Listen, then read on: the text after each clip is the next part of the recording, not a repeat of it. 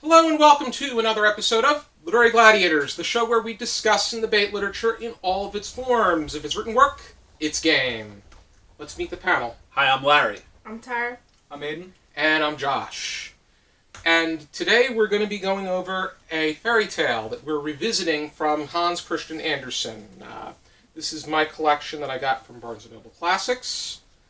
And we're going over, appropriately enough, The Little Mermaid. And I also have this one as well. Wow. It's his complete works, not just his fairy tales.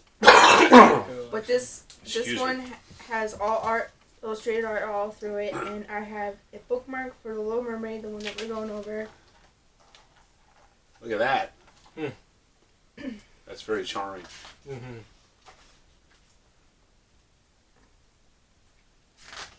Oh, I'll have to look at that closer when we're finished. Yeah, I'll let you guys look at it when we're done filming, but How old are those illustrations? Did they predate Disney?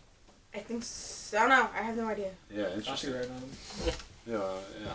We You went, have to look it up. we went over The Little Mermaid back in season 4. And that was when we were filming at the college. And Larry was actually in that discussion. Oh, yeah, it was. That's right. I remember now. Yeah, you said that you admired the soundtrack for the movie, the 1989 film. That's right. Which we're going to probably be bringing up a lot. But do you have a discussion starter, Tara? Yes, I do. What does the Little Mermaid learn about sacrifices in seeking love and a soul? Interesting thing to think about. Yeah.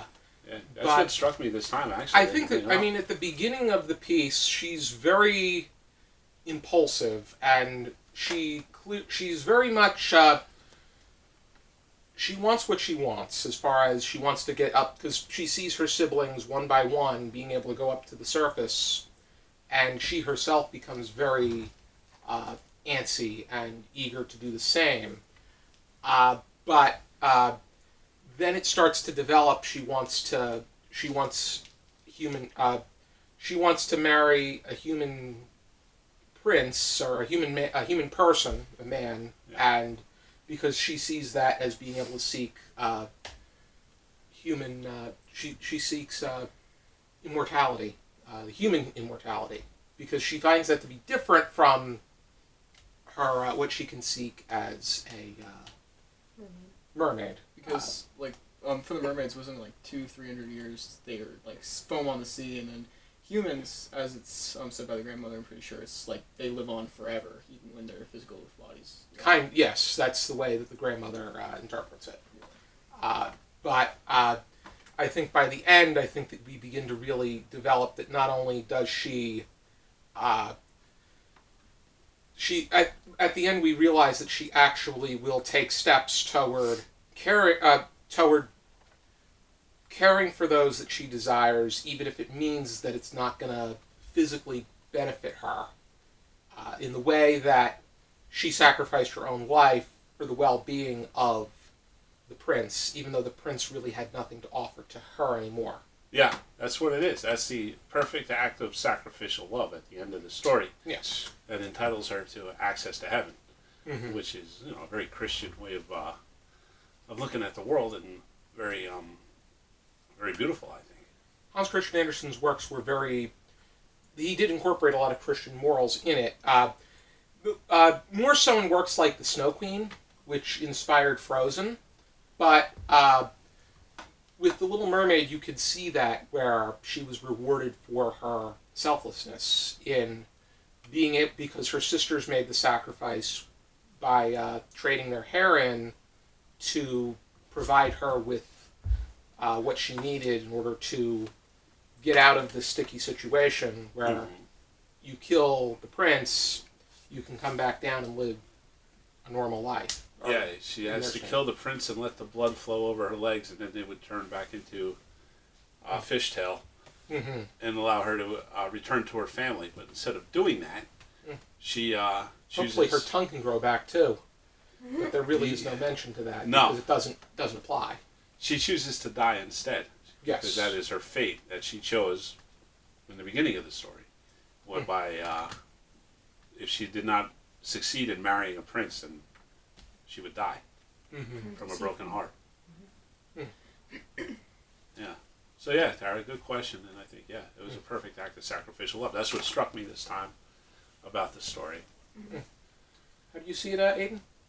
I mean, I see like the whole story is like at the beginning, up until really the end. I think she's kind of the same, just up until the end at least. She has like this tunnel vision of like, I want to be a human. I want to be married to this prince, and she'll do anything to get to that. Which hence the sea witch and all of like the you'll die if you don't. She is focused on this goal, and at the end of the day, when she can't get what she wants, I guess we see like her bond with the prince throughout the story, and it gets to the point where she's like, I was going to accept this fate anyway, and I want his well-being, so she takes herself, and then we get like a whole thing at the end, like kids be good, and maybe she'll get to heaven sooner. Yeah, it's a little tacked on. Risking your life to save another. Yeah. But, I mean, I know Kayla brought it up in the original discussion that it was interesting that she was probably one of the most feminist Disney princesses, or even you could say fairy tale characters in this sense, but yet her goal was to get a man. Yeah, I wouldn't say feminist, I'd say feminine. I think she's a very feminine character. I mean, more so, she's rebellious compared to a lot of them. She's got a lot of them fell into the traditional roles that were for women, and she didn't. She actually set out for herself. Because usually back then, if you were especially if you were rich, or prince or princess, things were arranged for you. She wanted to choose who and I think the choice, she tried to get the prince to love her, and then the prince turns out to be a nincompoop because he didn't really recognize her as the person that I thought that was interesting because they don't really mention it directly, but I know in the 1989 film it was they pretty much worked upon the implication that the person that he did recognize was planted by the sea witch. In the instance of the film, it would be Ursula, the antagonistic. That would be a difference. But do you think in this story, the original, do you think it was him not actually recognize the real savior with the woman, the princess? Do you think it's the actual real princess that he thinks that? Or do you think it's the sea witch implanting it? That's an interest because I think that can be pondered as much as whether or not the witch in Hansel and Gretel was Hansel and Gretel's stepmother. But it could be because the mother and the stepmother in Hansel and Gretel, depending on which one you read, was actually dead when they came back. Yes. So. There's a direct. But that's what made me think. But then again, the sea witch is also the one. But then again, it could have been a sea witch. It wouldn't probably be the sea witch herself. It would be the sea witch spell. But it's just. I don't know if that's a matter of the prince's perception or what the prince's parents are trying to cast upon them. It just seemed like the way I read it, he just seemed like stupid. And he seemed more full of himself, and he just saw her. I don't think he was smart. I think he was a bit. I think he was a bit hollow-headed, but. I think he wasn't in my opinion, he's a character, right? But he's more of just kind of something. He's a plot device, really. He doesn't have much personality, really, at least in my opinion. He's kind of just there to drive the story forward more, and when it comes to he didn't know she was the one who saved him.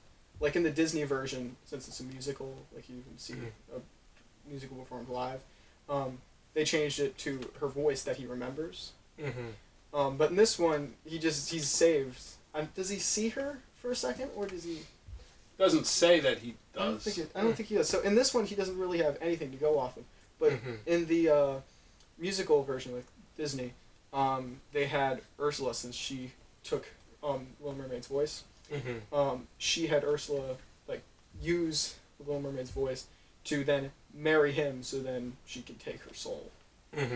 That's like what the whole thing in the Disney version was. In this one, there's not. I just don't. In this one, the thing that interests me the most is the Sea Witch and how she operates. Because even at the end, where she makes the deal with Ariel's sisters, yes, she takes all their hair. Which is like, isn't it gonna grow back?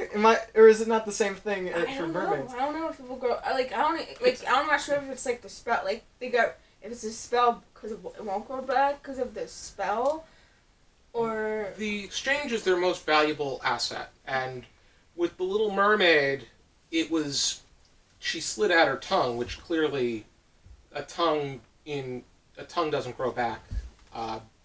But whether or not it's the same for a human than it is for a mermaid, I know in this version I don't think. But that's tough to determine, because would she have gotten her voice back if they reversed the spell? Assume not, right? Assume not. Like They don't. She actually legit cut it.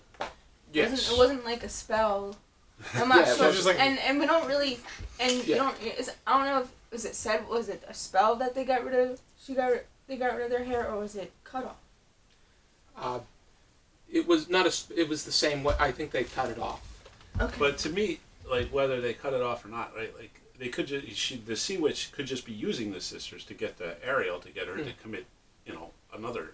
In this tale, it's to get her to murder. Not Ariel. To get her to murder. Oh yeah, but the princess, to get her to murder the prince, right? So it's like, in order to get to that end, she's not interested in taking from the sisters anything that won't grow back, because she's not trying to hurt them. She's still trying to hurt the princess by having her commit a horrible act against the man that she loves. I think with the Sea Witch and I think the Sea Witch in the book is a lot different than Ursula in the movie, because I can't really find her reason for doing things as much. It just seems like she's hell-bent on destruction of everything.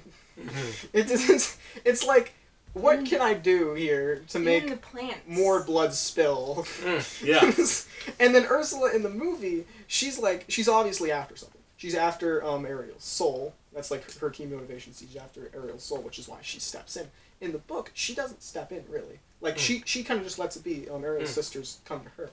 In the movie, though, she's deliberately trying to get Ariel's soul, which is she puts effort into it. She steps in herself, and she's like, all right, this is getting too close. And then she takes the prince from her. Which, I mean, I think the Disney one, in my opinion, is more fleshed out. In this one, though, she's just kind of gross and evil. That's her characteristics. I think each of them serves a purpose, though. I think that the fairy tale is meant to just prove to be a cautionary tale, but otherwise, as far as I think the film has a different incentive. I think it's meant for more. I think it's more entertainment in the way that a Disney film would be, and that was actually that was their comeback to. That was the beginning of their renaissance, because they were for a little over 20 years. I'm getting excited because I'm a huge Disney fan. They seemed to really I think it was The Jungle Book was probably the last time that they really had that great deal of. Well, I don't know.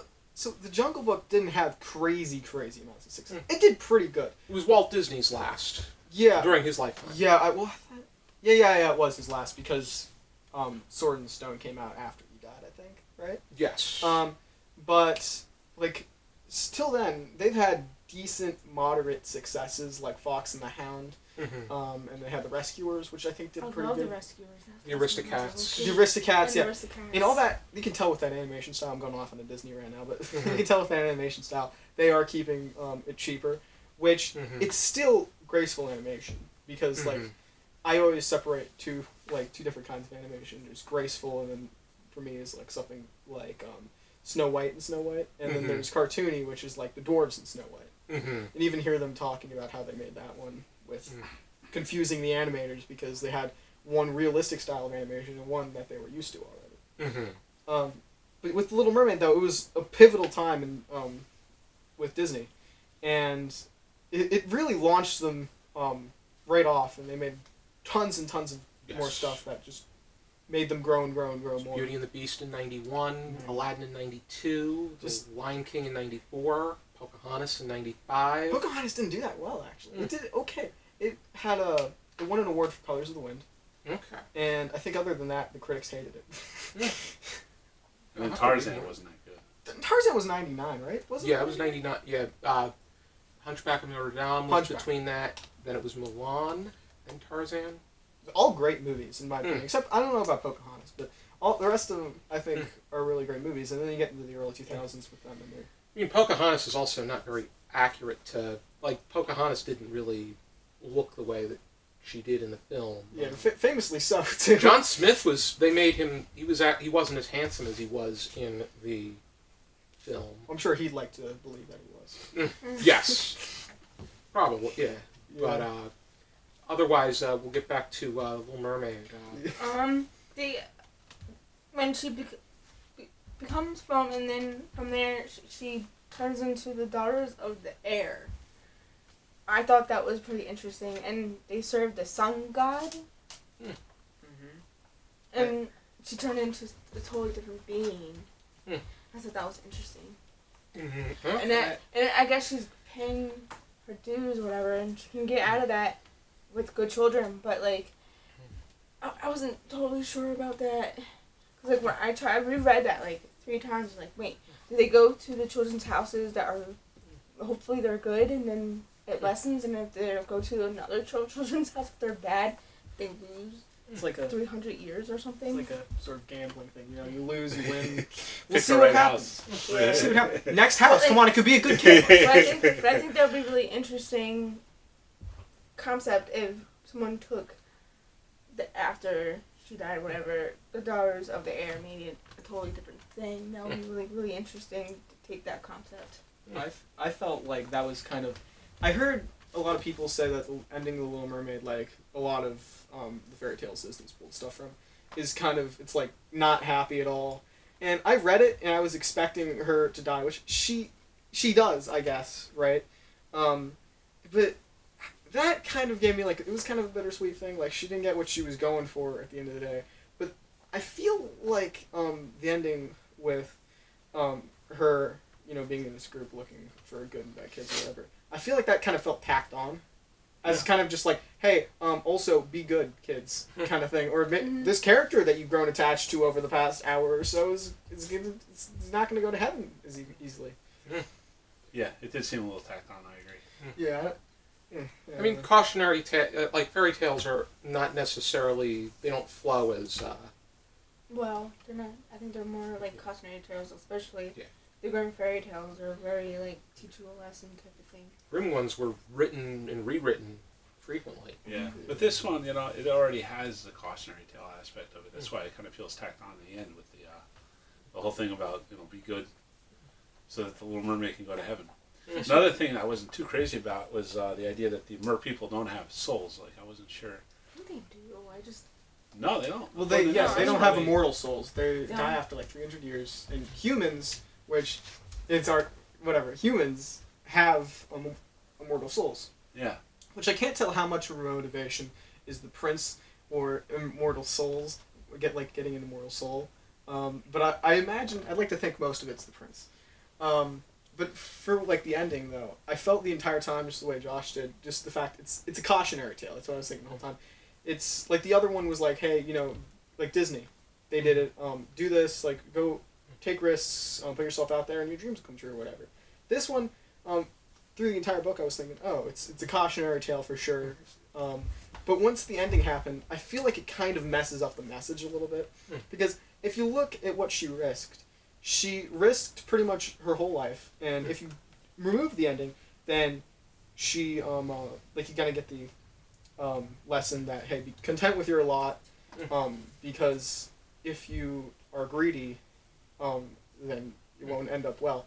But with the ending, it's like, okay, so she didn't get the prince, but she did receive an immortal soul, which means she was better off taking the risks anyway. Mm-hmm. Which makes me also question how good the Disney version was versus the fairy tale, like how like the lessons were there. It kind of it removes me from the cautionary tale aspect at the ending. I want to go down the line and ask: do you prefer the Disney film adaptation or the fairy tale, why? Before we do that, let me. I would like to build on to what Aidan was talking about there. I would say that both can be true. Like the cautionary tale of, yes, you should not try to be more than you're capable of being. You should not give up your identity. But at the same time, you can be redeemed at any point in your life. So it's both of those things can happen, and fit together pretty well. You know what I mean? Like, yeah, if you wanted to tell one story and have it just be a cautionary tale, you could have done that. But I think that by incorporating both, it's a little more true to life, because even if you make a ton of mistakes, you can still be redeemed in the end. So I think that's an important thing to consider. As far as the Disney movie, never saw it. You've actually never seen it? No, I haven't seen it. You've listened to the soundtrack, though? Oh, well, those songs used to get on the radio. I mean, it was a big deal when that God, movie came out. Yeah, those songs were awesome. I mean, I'll lend you a VHS tape. You try it sometime. Yeah. Do you still have a VHS player? No, I don't have a VHS. So- I do. So I had Interesting. the original VHS tape, the one with the original art where the artist was a dirty man. So I had the the conspiracy theory of like the male body parts on the castle in certain parts. I heard about that. Right, I'm a big Disney fan. I even did a complete Disney film history once. But with that, I remember hearing about it, do more research, and it was like one store where a mom or something was looking at it and was like, no, and they complained to the store. Stores took them off the shelves. And then it reached Disney, and they were like, we didn't do anything wrong, right? And if I have my personal opinion inserted into it, I'd say I think the artist was just trying to draw something, and he messed up really bad. I don't know. There's sometimes, though, with Disney, though, like you see in The Rescuers. Do you know that one frame or a couple frames of animation, The Rescuers? It's rumored, and I think it was true, that in The Rescuers, for some reason, when in like a chase scene, you can look it up, there's a naked woman in the background, the far background, and it's for a couple frames. No one noticed it in the theaters, but when it started releasing on home video, That's people when I noticed it. But I had the original VHS type of that. But I liked both. Now that I read the original, I think I like both for their individual different reasons. The Disney movie, because I grew up with it, and it's nostalgia, and it was one of my favorite movies when I was a kid. With the book, the story tells a totally different one. It's not exactly the same, and I like it because it tells more of a realistic story. And with the other one is like fiction, like I don't know, not so real, because it's like I don't know what word I lost my words. You guys get what I'm trying to say? Yeah, I get your point. I get Aidan? Between like which one I prefer, I'd say I do kind of see where he's coming from with like the redemption thing. But I don't know. It's one story is like, go for it, do anything, you can do anything, right? You can be anything you want. But also, when it comes to the book, I like the fact of it being a cautionary tale. Because, sometimes you can't do everything. It really sucks, but it's a hard fact of life. And I feel like one's more grounded to reality and its lesson, and one's more like, towards the start, like dreams, right? But if I had to say, Disney, if I had to say which one I would rather read, like if I would rather read through one or watch the movie, I would be watch the movie over and over again, because I'm a film buff. I'm into that. But like the book, I feel like has its own unique message, and I feel like that message is important to be heard. But the movie is obviously quite entertaining. I would say I'm going to echo off, especially what Tara said, that each of them have their own sources of merit. The film has a great sense of entertainment value, and in a way that it could be memorable and nostalgic. but I do think that the story itself has that. I just feel that the story.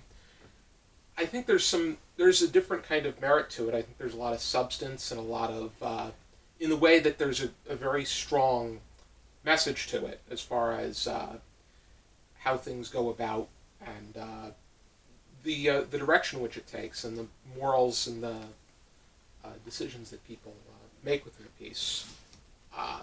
But I mean, I did some research before because I was reading up on Hans Christian Andersen. Has anybody read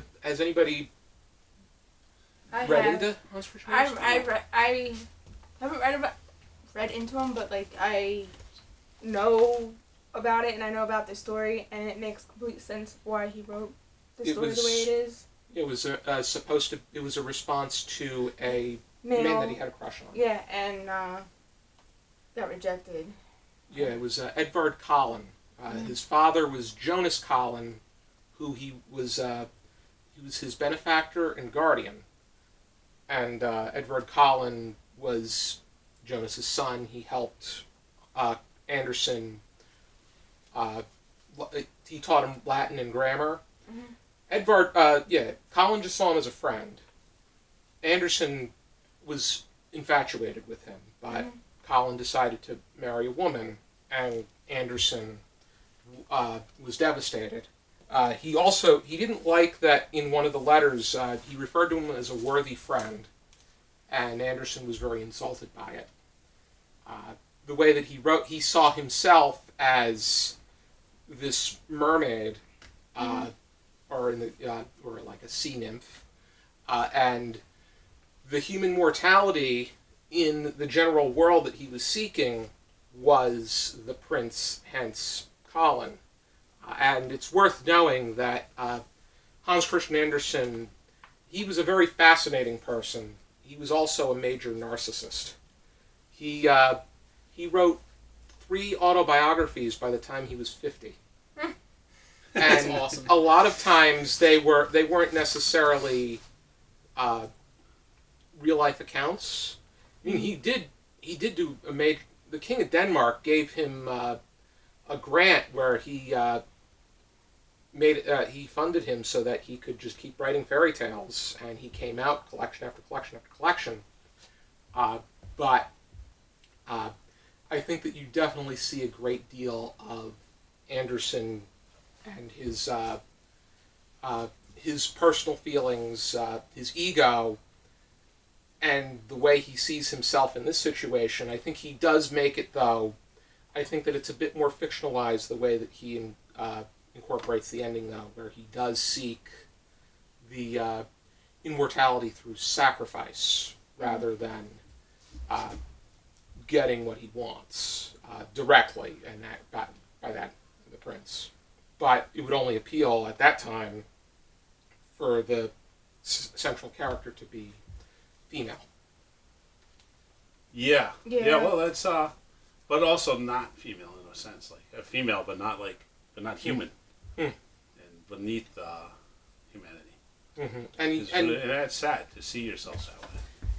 And I think the fact that his voice was not translated in the general world is a reflection of the way that he saw himself in the general world, in Edvard's world. That he could not express his love to this man. Mm-hmm. Is that maybe that's what he was getting across there? That he could not say how he felt to him because of the way the things were back then. right? Society. Because of. Was there anything else that I may have not touched upon, Tara? No, I think we pretty much covered everything there.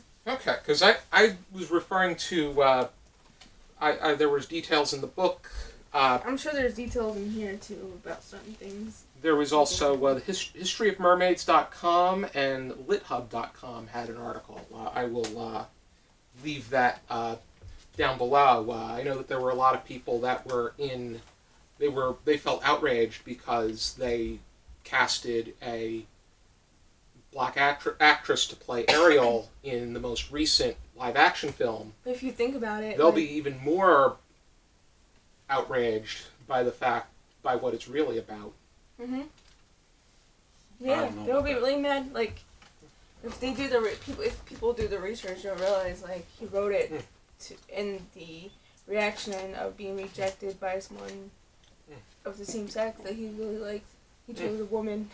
Hans Christian Andersen was he was in relationships with both kinds of people, but you could definitely see that his romantic leaning was toward men. However, I think overall he was asexual because he was terrified of sexual interaction because he was afraid of the STDs, venereal diseases. I mean, I don't blame that. They didn't really have condoms back then. I don't think they did. I don't think that technology was there, right? Mm-hmm. No. They didn't have with a balloon. Sorry. Yeah, I don't even think they had balloons back then. I'm not sure if they had balloons. And if it was balloons, they were hot air balloons, and that wasn't really a balloon. That was like. I don't think hot air balloon. I don't think that'll fit. But I also heard Hans Christian Andersen was he was on the autistic spectrum, and I think I could agree with that. I can see some of that in there. Because he used to have these his dad put up a stage where he would do puppet shows with different characters of his and stories he created. He also and then this story in particular was inspired by a fairy tale novella called Undine by Frederick Delamont Fouque, Fouque. This was originally written as a play called Aidan and the Mermaid from 1833, and then this tale itself, The Little Mermaid, was written in 1837. But he later on in his life he just borrowed a lot of the old plots that he used and just rewrote them. He recycled a lot. He probably was tired by then.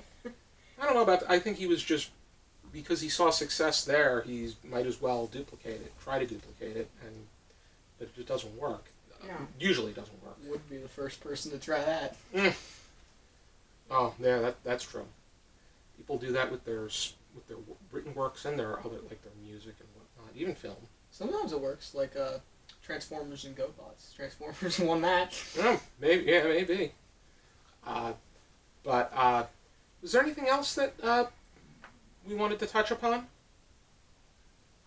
No, I think the prince gets a bad rap. He was just doing what he thought was best. I feel the prince his perception just wasn't good. Well, he was unconscious. He doesn't know who rescued her. And just because she rescued him does not mean that he was destined to fall in love with her anyway. No, it wasn't that. It was just the fact that he didn't recognize the right person. That's all. That was my. I don't care if he didn't love her back or anything like that. Yeah, but it's not his fault. Because that's how it was. It's not his fault. But like the thing is, it's weird. Like he just decided, oh yeah, this is the princess's. Yeah, well, she's the one that he saw when he opened his eyes. She was the one at the religious convent. But I think I know he probably was there I think when afterwards, but I just think it was just weird that he just associated with her saving him when it really wasn't. She was just there to take. When I take it into account of what happened in his life, I think it becomes more clear as to the fact that he's just in a position where he can't achieve that immortality, or where she can't achieve that immortality, and that because the person that he marries she was never a mermaid. She was just strictly part of his world. Mm-hmm. No pun intended from the film. I was already thinking that in my head. Was there something you wanted to add or bring up, Aidan? I mean, I think I said a lot of what I wanted to say. I think I said what I wanted to say with like the tunnel vision of like, you gotta get its goal. She really wants it. Obviously, going through the very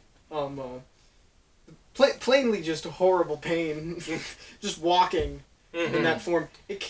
It's kind of, I don't Yeah, know. that really, it'd probably be, I would have probably, having the worst possible sunburn from the waist down. Or And, people who have MS.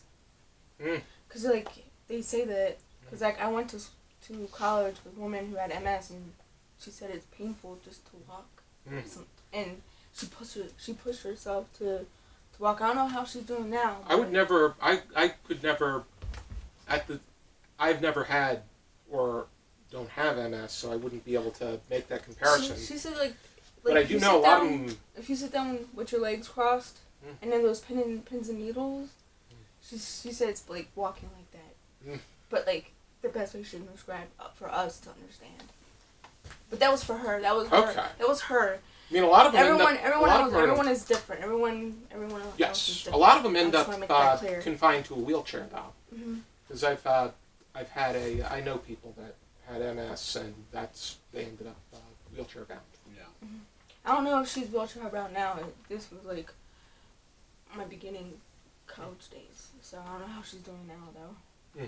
Hope she's doing okay. Sure. Yeah. Yep. We all do. Yeah, but it just kind of shows like what she's willing to go through for this. Yeah. It's like it's a lot, like more than any of us I think can comprehend. Yeah, sometimes you do have to go through physical pain, not just mental pain. Yeah, unrequited love is a Yes. very painful experience. If you've ever had feelings for somebody who does not have those same feelings for you, it's very painful. Alrighty then, do we have any final thoughts? No? Okay. Said my piece. Alrighty. What did you say? Oh. I think I said my piece. Alrighty.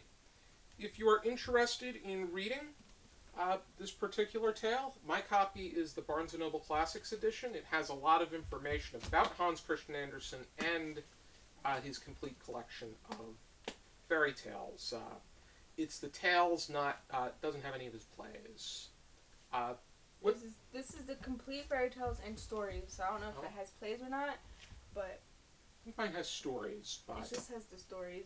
And I think it has an introduction and all that, because if I hadn't read that yet, I just went straight to the story. and then that one down here. Yes, this one is just the fairy tales, and it's illustrated. It's illustrated by Annalisa. I'm not gonna say that last name. Does it have one or a few, or does it have all or a few? I think it Rakapova? has. I'm not sure. I have to know a list of all the actual real fairy tales he did, but I'm not sure. Okay, then. Thank you for tuning in to our discussion. Be sure to join us next time on another episode of Literary Gladiators. For now, keep reading.